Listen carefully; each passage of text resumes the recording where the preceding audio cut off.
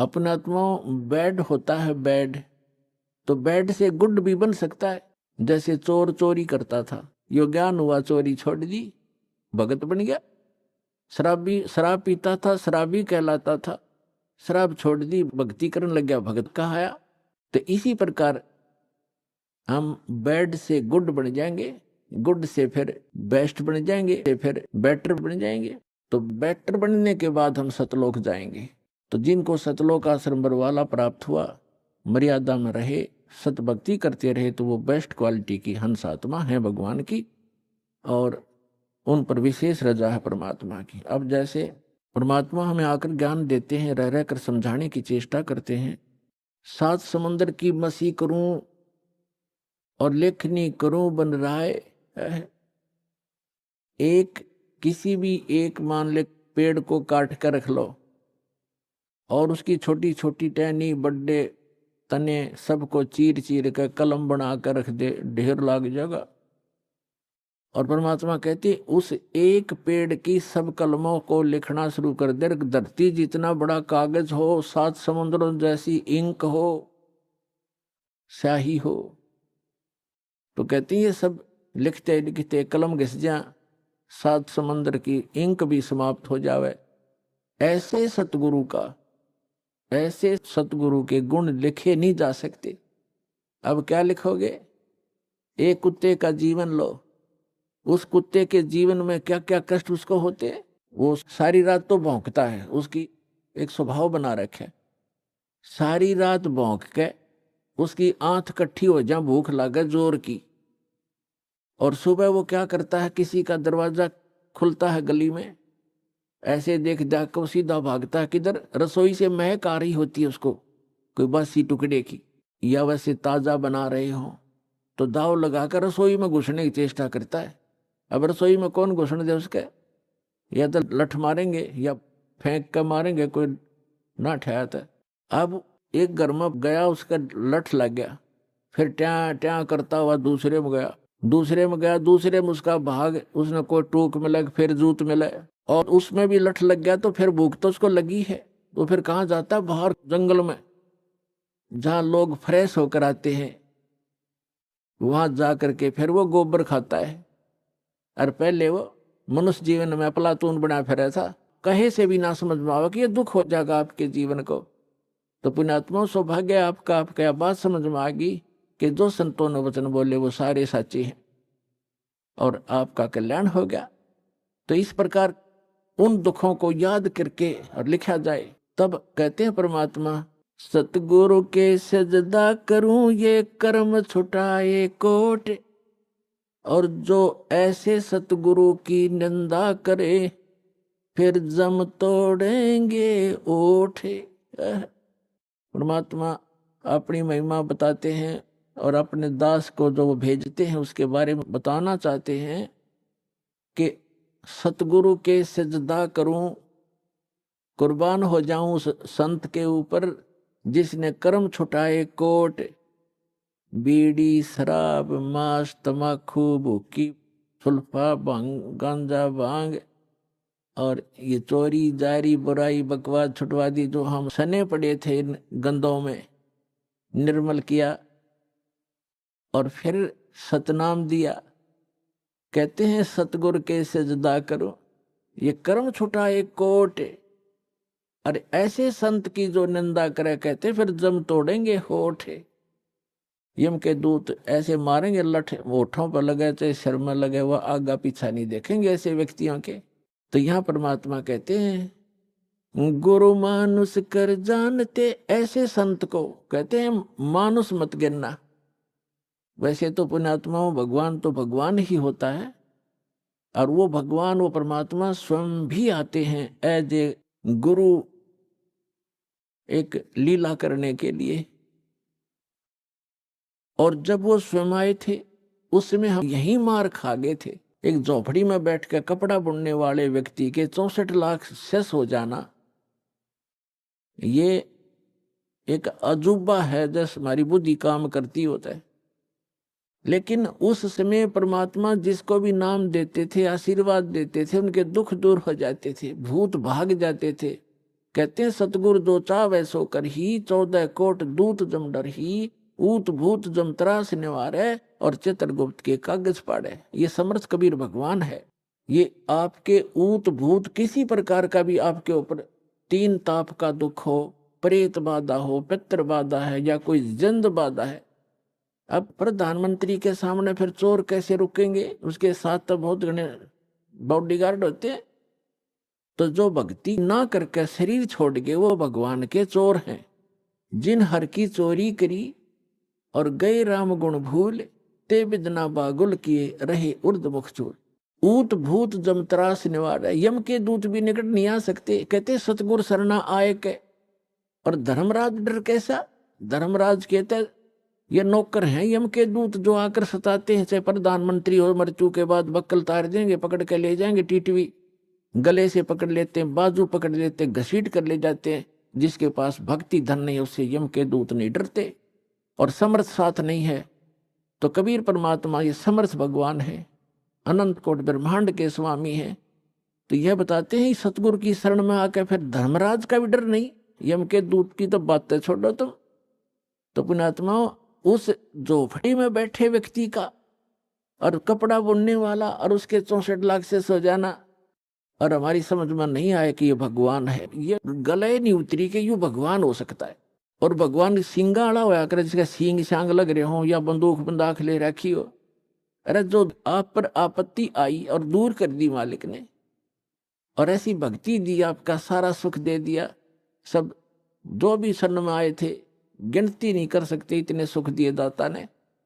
और लेकिन उन सिरफरों के बकाए हुए ये कह दिया करते, नहीं यो तो वैसे सिद्ध पुरुष है, कोई सिद्धि शादी जानता है, ये भगवान थोड़ा ही हो सकता है। वह हम मान्य करते भगवान श्री राम और श्री कृष्ण, जिसके हाथ में तीर, सुदर्शन चक्र, और हनुमान जी के पास गदा, और माता ले 8 हाथों में हथियार, तो हम इसे ईशान भगवान मानना थे। यह बुद्धि पर पत्थर पड़ रहे थे, इसी कारण से हम फेल रहे।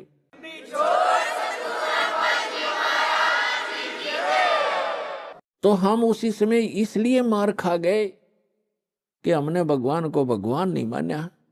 परमात्मा बताते हैं कि गुरु गोविंद कर जानियो, रहियो शब्द समाए, मिले जब दंडवत बंदगी, नहीं पल पल ध्यान लगावे। गुरु जी को गोविंद कर मानना, भगवान मानकर उसके साथ व्यवहार करना, ट्रीट करना। गुरु गोविंद कर जानियो और चलियो आज्ञा माँ, मिले तो दंडवत बंदगी, नहीं तो पल पल ध्यान लगा। जब भी आपको मिले दंडवत प्रणाम करें और गुरु जी को परमात्मा मानना। वो खुद तो भगवान थे ही, लेकिन अब अपने दास को भेजा है परमात्मा ने, इसलिए कि आपका जो भाव है वो बना रहेगा। जैसे गणित के अंदर एक प्रश्न आता था ब्याज का, ऋण का, तो उसमें मूलधन ज्ञात करना होता था। मूलधन तो होता था वो करोड़ों और अरबों रुपए में। उस करोड़ों और अरबों रुपए के मूलधन को प्राप्त करने के लिए मानना पड़ता है, मान लीजिए मूलधन 100 रुपये।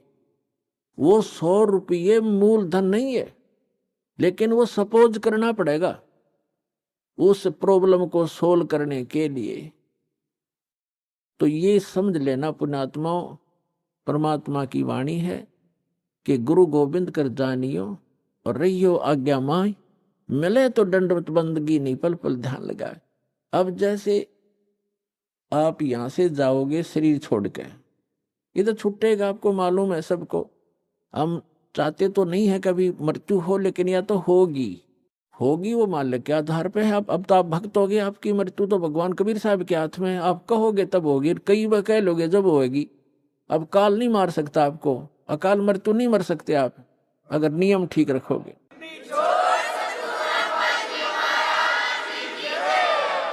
तो हमने यहां से जाना पड़ेगा।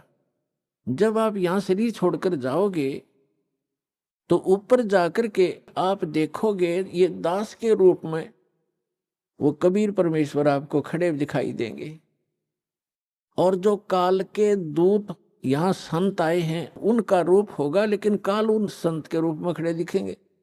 तो जिस गुरु की वो शरण में है तो वहां जाकर अपने गुरु जी के पास ही जाते हो, तो सीधे वो खड़े गुरु जी, तो अब उसके शेष सारे उस गुरु के पास, उसके शेष उस गुरु के पास। तो वहां काल भी आता है जो उसने संत भेज रखा है इन जीवों का नाश करने के लिए, और परमात्मा आता स्वयं जिसने अपना संत भेज रखा है जीवों का विकास करने के लिए। तो इस दास के रूप में आपको वहां परमात्मा मिलेंगे, और आपको एक और गाइडलाइन दी जाती है, आपको एक और हिदायत दी जाती है कि जब आप गुरु जी के पास जाते हो, प्रणाम करते हो,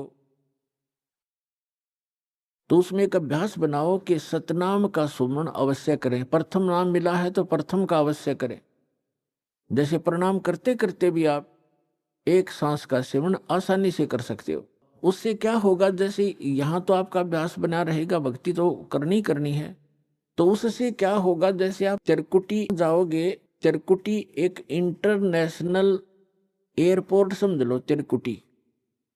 जब वहां पहुंचोगे तो वहां आपको परमात्मा मिलेंगे इस दास के रूप में, और वहां काल भी धोखा देने के लिए इस दास का रूप बना सकता है।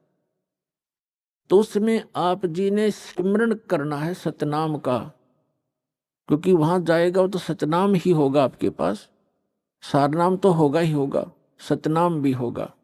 तो सतनाम का और सारनाम का जाप करना है। तो सतनाम का जाप करने मात्र से, और प्रथम मंत्र भी अगर प्राप्त है, इसमें प्रथम और लास्ट 2 मंत्र हैं इस 7 मंत्रों में, तो ये दोनों मंत्र भी गजब के मंत्र हैं।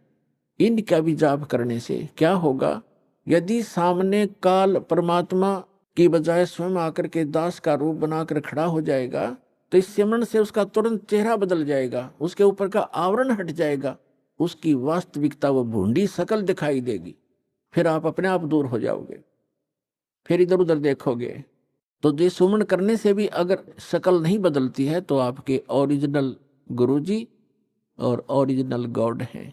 एक समय एक चंद्र विजय नाम का राजा था, उसकी इंद्रमती नाम की एक रानी थी, और वो बहुत भगतनी थी भगवान की। फिर पिछले जन्म से, पिछले पुण्य से ही अच्छी आत्माएं राजा बनती हैं, रानी बनती हैं, और इतना सुख होकर के भी जो परमात्मा की तरफ में भगवान की भक्ति में लगे होते हैं वो पुण्यात्मा विशेष होती है। वो माई जो है उसने एक गुरु बना रखा था, उस गुरु जी ने उसको बता रखा था कि भगवान विष्णु, भगवान शिव की भक्ति करनी चाहिए, श्री राम की भक्ति करनी चाहिए, 68 तीर्थों पे जाना चाहिए, 68 तीर्थ करना चाहिए, एकादशी का व्रत रखना चाहिए। अब जैसे एक नियम है, कहते हैं धन चाहे तो दान कर और मोक्ष चाहे भज राम। तो हमने यहाँ इस काल के लोक में रहना है तो धन भी चाहिएगा और राम भी प्राप्त करना है, तो हमने दान भी करना है और सच्चा नाम भी जपना है। अब उसके गुरुजी ने बता रखा था कि बेटी, पिछले जन्म में तेने बहुत पुण्य कर रखे हैं, घने धर्म कर रखा है, जिस कारण से तू रानी बन गई। आगे ऐसी ही अच्छा जीवन प्राप्ति के लिए आप साधु संतों को भोजन करा कर बेटा, वैसे तो आए अतिथि को भी भोजन करा दे, उसका भी पुण्य है, लेकिन भगत संत को भोजन कराने का न्यारा फल मिलता है। अब जैसे आपके पास पशु हैं, भैंस या गाय, एक भैंस या गाय है जो दूध देती है, और अन्य भी पशु हैं जो अभी दूध नहीं दे रहे, वो भी अपने पालने ही पड़ते। अब एक तो उस दूध ना दे रहे पशु को जो चारा दिया जाता है, आहार खिलाया जाता है, वो भी हमारा कर्तव्य बनता है। लेकिन जो दूध वाले को जो चारा चराया जाता है, बिनौले खल आदि हम डालते हैं, तो वो तुरंत लाभ दे देता है। सुबह अच्छा भोजन कराओगे, चारा चराओगे, तो शाम में दूध घड़ा पाओगे उसके। तो इस प्रकार संत और भक्त होते हैं दूध वाले, और अन्य जो अतिथि आते हैं जो भक्त नहीं, भगत है तो अच्छी बात है ना, तो वो भी एक कर्तव्य जानकर हमने उनको भी अवश्य भोजन कराना चाहिए और आतिथ्य सत्कार से